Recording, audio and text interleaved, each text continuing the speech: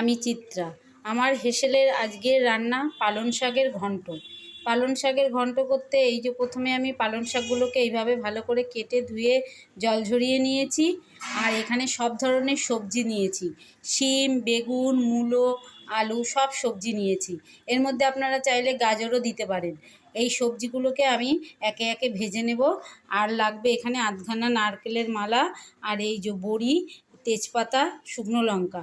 আর এখানে বাটনা লাগবে হচ্ছে আধখানা টমেটো নিয়েছি, টেবিল চামচের হাফ টেবিল চামচ ধনে, হাফ টেবিল চামচ মৌরি, আর দুটো শুকনো লঙ্কা, একটা কাঁচা লঙ্কা, আর হাফ টেবিল চামচ মরিচ গুঁড়ো বা গোটা মরিচ থাকলেও আপনারা দিতে পারেন। এবার আমি রান্নাটা শুরু করছি।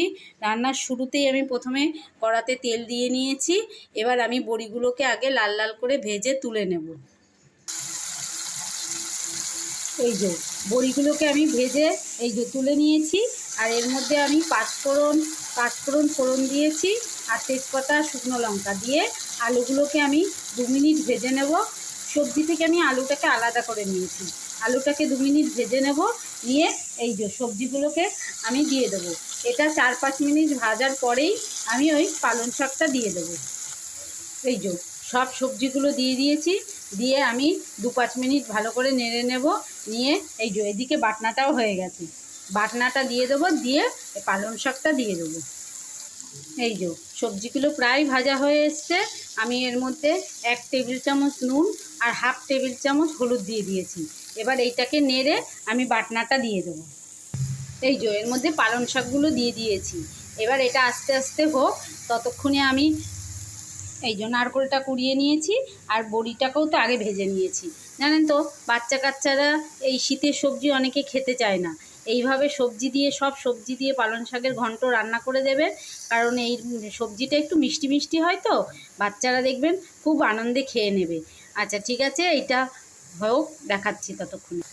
এই দেখুন পালং শাকটা মজে গিয়ে কইটুকু হয়ে গেছে।